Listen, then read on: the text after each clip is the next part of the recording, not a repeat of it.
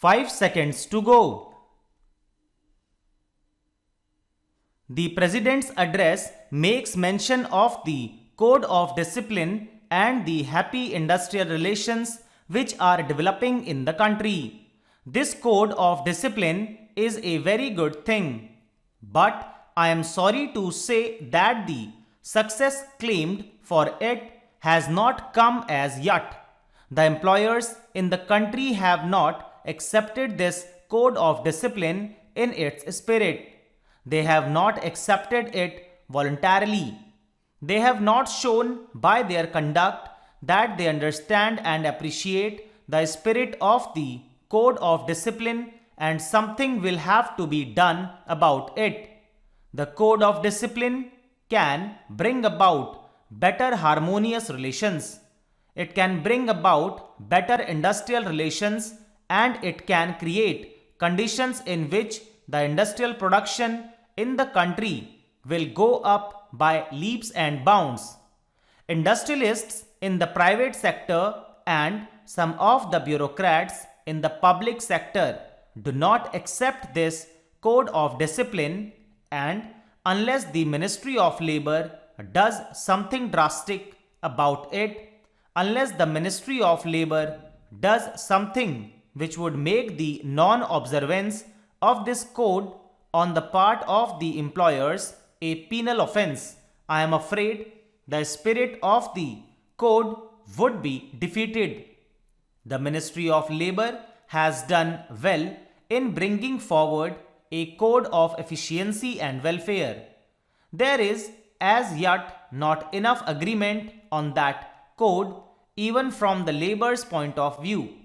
But I am sure efforts to further the acceptance of this code of efficiency and welfare will be continued, and if that is done, it will be a great help to industrial production in the country. In the matter of the bonus commission, sir, the progress made has been disappointing. It was as early as January 1961 that the Honorable Labour Minister announced the appointment of the commission. The progress made in respect of the bonus commission during the last 14 months has been that its terms of reference have been settled and its constitution has been agreed upon. That, I am afraid, is very slow speed in the direction of the solution of a problem whose solution is so very important. The President has correctly mentioned the great objective of securing workers' participation in the management and the establishing of joint management councils. But the most important thing is that the gains or the profits should be shared by the toilers. A share of the produce of their toil should come back to those who toil. The acceptance of profit sharing is an old thing. It was accepted by those responsible for the industrial truce 14 years back. But we are yet to evolve a satisfactory formula. The full bench formula of the Labour Appellate Tribunal, repeatedly approved and endorsed by the orthodox judges of the Supreme Court, is no solution of the problem. It just denies the workers their due share in the profits. It was because of this peculiar situation that the need of appointment of the bonus commission was accepted by all parties. But what we now find is that it has taken them 14 months to decide the terms of reference of the commission, and I do not know when we can expect its report. The members of the bonus commission should be directed by the government to find an early solution to this important problem.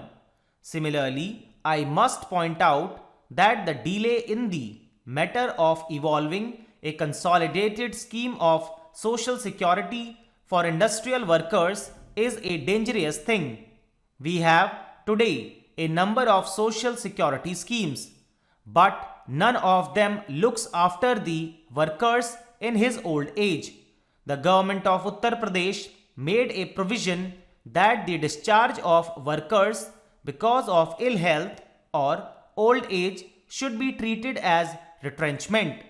But we have now the verdict of the High Court of Allahabad that this cannot be done.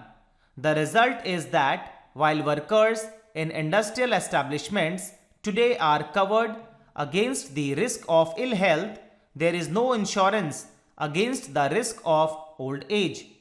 There is no scheme of gratuity which the industry has to follow. There is no old age pension scheme which the industries in the country have to adhere to.